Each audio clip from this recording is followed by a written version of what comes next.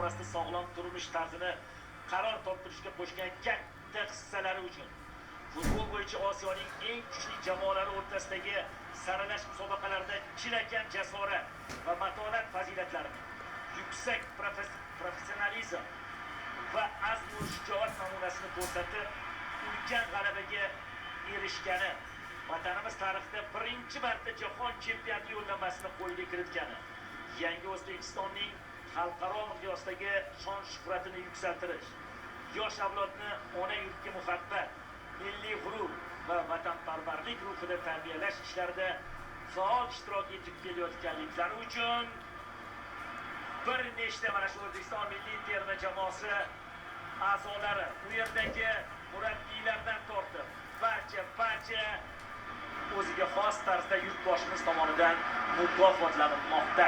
Qadrli do'stlar, bu farmonning o'ziga xosligi bor. Gap shundaki, odatda biz sportchilarni, murabbiylarni taqdirlanishini ko'rardik, lekin bu yerda chin ma'noda butun bir jamoa ishladi va butun bir jamoa chetda qolmadi. Hamma taqdirlanishmoqda. Masharifovga namoyish etilyapti, u muxlislarni jonlantirishga harakat qilyapti. O'z uslubida har doim darvoza ortiga yoniga borib olgan muxlislar bilan ishlashni davom etmoqda. U jo'nish keltiryapti barchani. Men esa boshlagan mavzuni yakuniga yetkazishga harakat qilaman. Ya'ni farmonga muvofiq bu yerda faqatgina futbolchilar emas.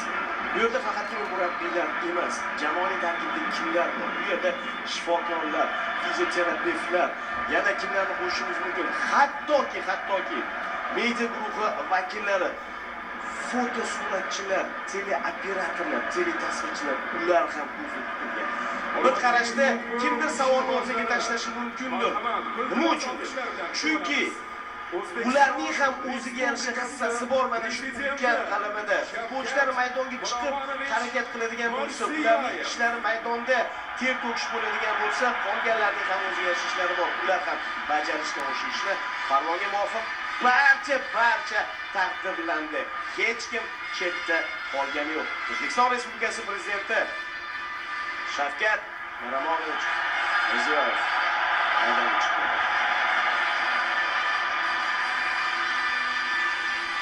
Albatta, yurtboshimiz qo'lidan mana shunday mukofotlarni olish bu qanday baxt, ha? Shaxsan o'zi.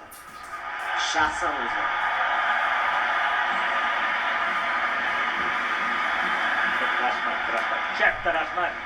Birinchi navbatda yurtboshimizga rahmat.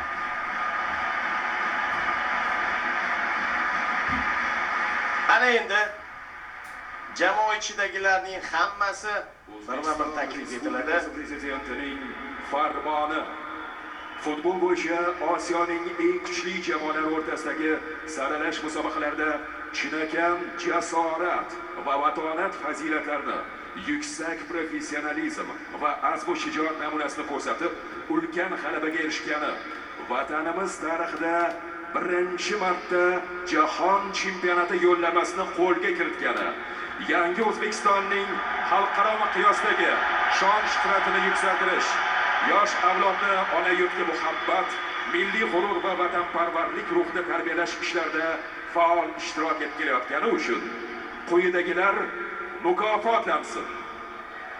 O'zbekiston iftixori faxriy unvoni hamda BYD chempion avtomobili bilan Abdullayev Abdulla Qahramonjon o'g'li, futbol bo'yicha O'zbekiston milliy terma jamoasi himoyachisi.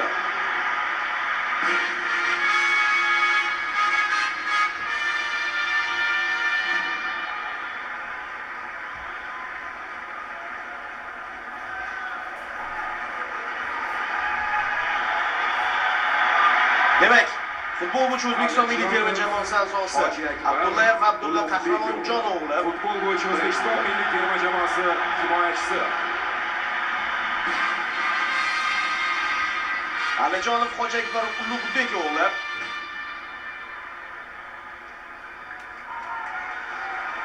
Naqadar baxtli lahzalar. Aliqulov Husniddin Ro'zi o'g'li, futbol bo'yicha O'zbekiston milliy terma jamoasi himoyachisi.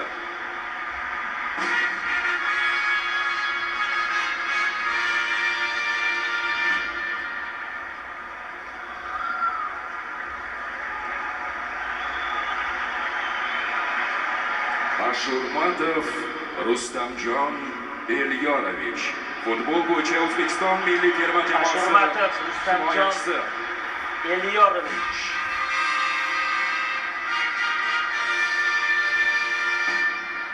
Har bir vakil monitorda namoyish etilyapti, katta monitorda. Bugun Rustam maydonga tushgan yo'q. Bo'riyev Abdurauf Anvar o'g'li. Futbol bo'yicha O'zbekiston milliy terma jamoasi Bo'riyev Abdurauf Anvar o'g'li. Ancha ochildi shu yigitlar. Qasr Manoda Kapadzening topilmalaridan biri Olimpiya terma jamoasi.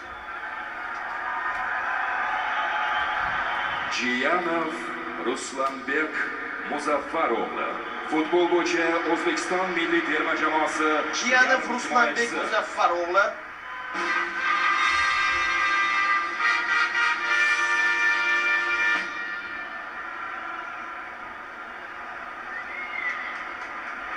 Iskandarov Jamshid Mahmudovich. Futbol bo'yicha O'zbekiston milliy terma jamoasi yarim himoyachisi. Oymoqom to'plasini amalga oshirdi. Jamshid.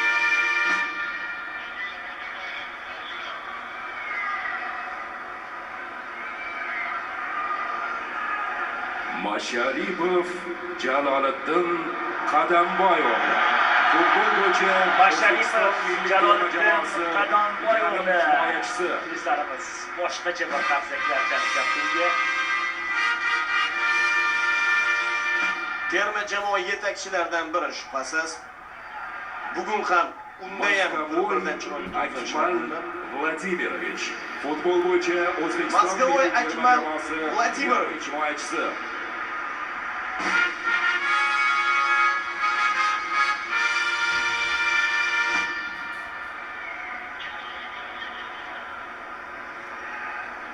Nasrullayev Sherzod Innatullo o'g'li. Futbol bo'yicha O'zbekiston Nasrullayev milliy Sherzod terma jamoasi Innatullo o'g'li. himoyachisi. Terma jamoasi himoyachilaridan biri. Bugun shoshli o'ynadi juda ham. Raqibga imkoniyat bermadi va g'alabaga o'zining munosib hissasini qo'shdi. Ne'matov Abduvohid Furqat o'g'li. Yana bir Futbol ajoyib bo'yicha O'zbekiston milliy darvozabonlarimizdan terma biri jamoasi Ne'matov darvozaboni. Abduvohid Furqat o'g'li.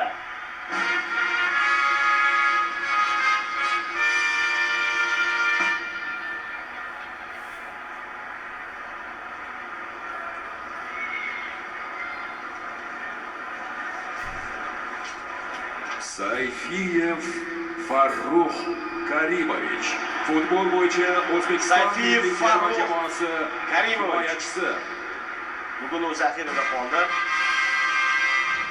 O'zbekiston iftixori faxriy unvoni topshirilyapti.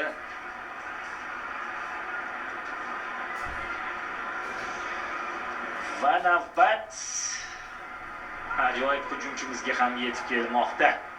Sergeyev Igor Vladimirovich. Futbol bo'yicha O'zbekiston milliy terma jamoasi Vladimirovich. hujumchisi. Xuddi Masharipovda bo'lgani kabi muxlislar uni ham bir o'zgacha iliqlik bilan olqishlab qo'yishyapti. Ha, Igor, o'zi uchun qaytara oldi o'sha damlardan. Yuqori darajadagi hujumchi ekanligini yana bir bora ham o'ziga ham boshqa Murodulla o'g'li. Futbol bo'yicha O'zbekiston milliy terma jamoasi yarim himoyachisi. Turg'unboyev Azizbek Murodulla o'g'li.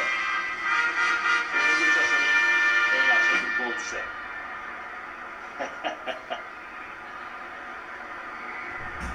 Yurtboshimiz tomonidan ham tegishli ko'rsatmalar To'xtaxo'jayev Islom Saidkamolovich.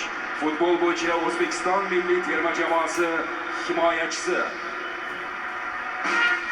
To'xtaxo'jayev Islom Saidkamolovich.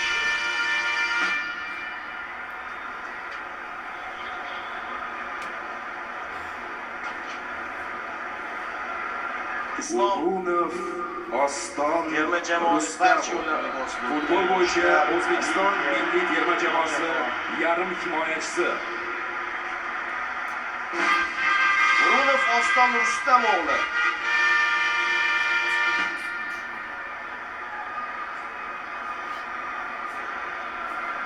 Afsuski u o'tgan uchrashuvda jarohat olib ertaroq Fayzullayev, Abbosbek Saidjonov. Futbol bo'yicha O'zbekiston milliy terma jamoasi yarim himoyachisi. Abbosbek Fayzullayev, Saidjonov.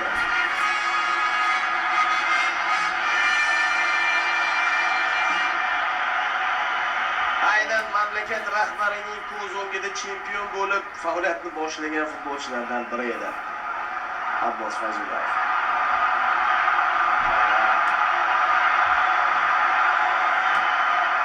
Hamrobekov Odiljon Sohibjonov.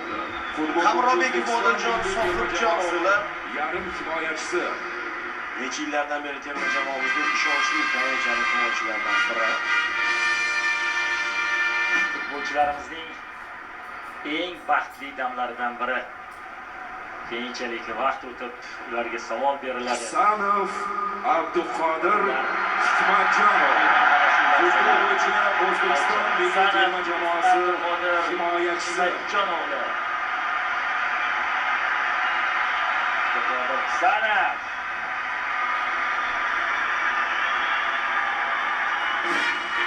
Bu ham futbolimizning katta yutuqlaridan biri. Chunki Yevropaning kuchli 5lik chempionatlarida o'ynagan futbolchi. Shomurodov Eldor Azamatov. Futbol bo'yicha O'zbekiston milliy terma jamoasi hujumchisi. Eldor Shomurodov. Ya'ni avvallari biz Rossiya, Ukraina chempionatidagi futbolchilar bilan cheklanib qolardik, lekin yangi yo'nalishlar ochildi. Yangi to'g'onlar hosil etilyapti. Rahmat Eldor, hammasi uchun rahmat. Kerakli paytda ikkinchi golni urib berding. Shukurov Otabek Matonat ko'rsatdi. Xayratov. Shukurov Otabek Xayratov oyoqdan jarohat olgan edi. Yarim himoyachisi. Shuni o'tkazib yubordi. Lekin o'tgan safar jarohati bilan o'ynadi. Shubhasiz terma jamoaning eng yetakchi vakillaridan biri. Shubhasiz terma jamoaning eng